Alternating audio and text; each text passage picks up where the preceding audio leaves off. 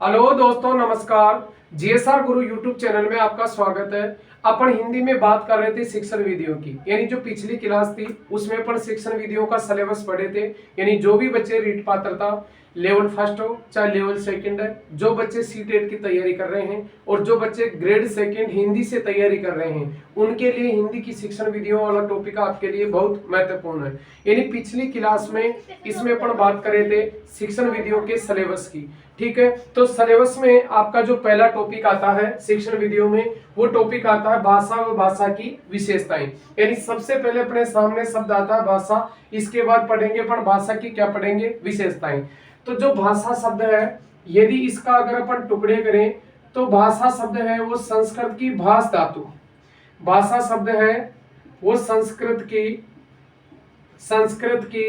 भाष धातु, संस्कृत की भाष धातु व आ प्रत्यय से मिलकर बना है।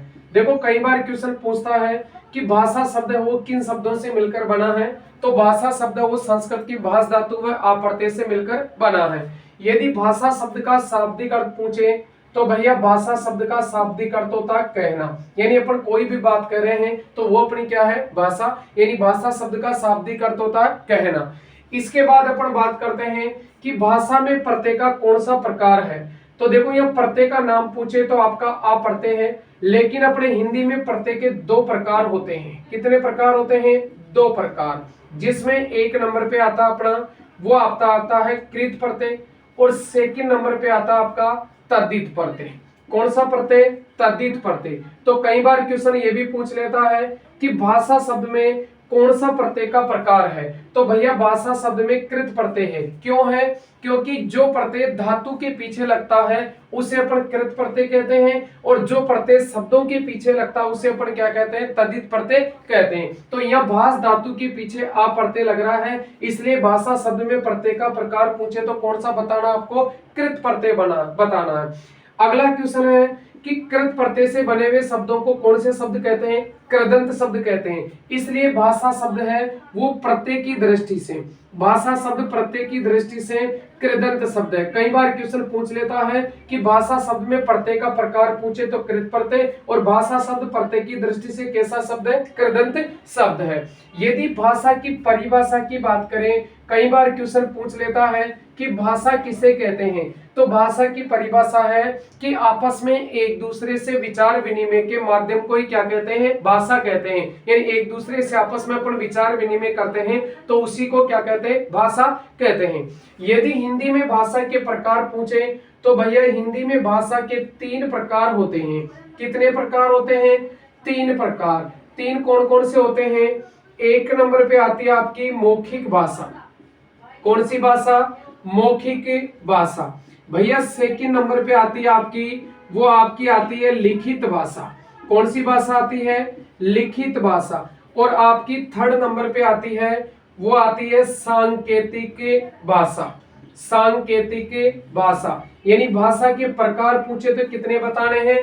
तीन। लेकिन कई बार क्वेश्चन पूछता है कि भाषा के रूप, भाषा के 5 रूप होते हैं। भाषा के 5 रूप होते हैं। तो देखो प्रकार पूछे तो भाषा के प्रकार तो 3 होते हैं, जिसमें मौखिक भाषा, लिखित भाषा और सांकेतिक भाषा। लेकिन भाषा के रूप पूछे तो कितने बताने हैं? 5। देखो 5 रूप कौन कौन से होते हैं? एक नंबर पे आती है राजभाषा। कौन सी भाषा? राजभाषा। भैया सेकंड नंबर पे आती है आपकी मातृभाषा। मातृभाषा। थर्ड नंबर पे आती है राष्ट्रभाषा। थर्ड नंबर पे आएगी आपकी राष्ट्रभाषा। 4 नंबर पे आती है प्रादेशिक भाषा। प्रादेशिक भाषा। 4 नंबर पे आती है प्रादेशिक भाषा। और लास्ट 5 नंबर पे आती है बोली। यानी कई बार क्वेश्चन ये पूछा हुआ है कि यदि भाषा के प्रकार पूछे तो 3 होते हैं, और यदि भाषा के रूप पूछे तो आपके कितने होते हैं? 5 होते हैं। देखो एक बार इनकी परिभाषा देखते हैं कि मौखिक भाषा किसे कहते हैं। कि जब आपस में बोलकर एक दूसरे से विचार विनिमय किया जाता है उसे मौखिक भाषा कहते हैं। जैसे अपन फोन पर मोबाइल पर बात करते हैं तो कौन सी भाषा है? मौखिक भाषा है। आपस में एक दूसरे से वार्तालाप किया जाता है तो मौखिक भाषा है। अगर मौखिक भाषा की सबसे छोटी इकाई पूछे तो भैया मौखिक भाषा की सबसे छोटी इकाई क्या होती है? ध्वनि होती है। लेकिन जब लिखकर एक दूसरे से विचार विनिमय किया जाता है उसे अपन लिखित भाषा कहते हैं। जैसे अपन एक व्यक्ति एक पत्र लिख रहा है, वो व्यक्ति उसको पत्र लिख रहा है, तो वो कौन सी भाषा हो गई? लिखित भाषा हो गई। यदि लिखित भाषा की सबसे छोटी इकाई पूछे तो वो आपका क्या होता है? वर्ण होता है। सांकेतिक भाषा किसे कहते हैं? कि जब संकेतों के माध्यम से एक दूसरे से विचार विनिमय किया जाता है उसे अपन सांकेतिक भाषा कहते हैं। जैसे सड़क पर चलते हुए लाल बत्ती को देखकर रुकना और हरी बत्ती को देखकर चलना, तो वो भाषा कौन सी भाषा होगी? आपकी सांकेतिक भाषा होती है। आगे इन शब्दों का अर्थ समझते हैं, उसके बाद आगे नेक्स्ट क्लास में पढ़ेंगे। राजभाषा किसे कहते हैं? कि राजकाज में प्रयुक्त होने वाली भाषा है वो कौन सी होती है? राजभाषा होती है। पूरे देश में बोली जाने वाली भाषा कौन सी होती है? राष्ट्रभाषा। और यदि माँ के द्वारा यानी माँ की जो भाषा होती है वो कौन सी होती है? मातृभाषा। यानी बालक परिवार से जो भाषा सीखेगा वो कौन सी भाषा होती है? मातृभाषा होती है। भारत के अलग अलग प्रदेशों में बोली जाने वाली भाषा कौन सी होती है? प्रादेशिक भाषा होती है। और बोली एक छोटे क्षेत्र में बोली जाती है। तो यहाँ तक आज अपन पढ़ेंगे, आगे अपन नेक्स्ट क्लास में पढ़ेंगे। तो जो भी बच्चे रीट पात्रता की तैयारी कर रहे हैं वो जीएसआर गुरु यूट्यूब चैनल पर जाकर सब्सक्राइब करें, लाइक करें। थैंक यू, धन्यवाद।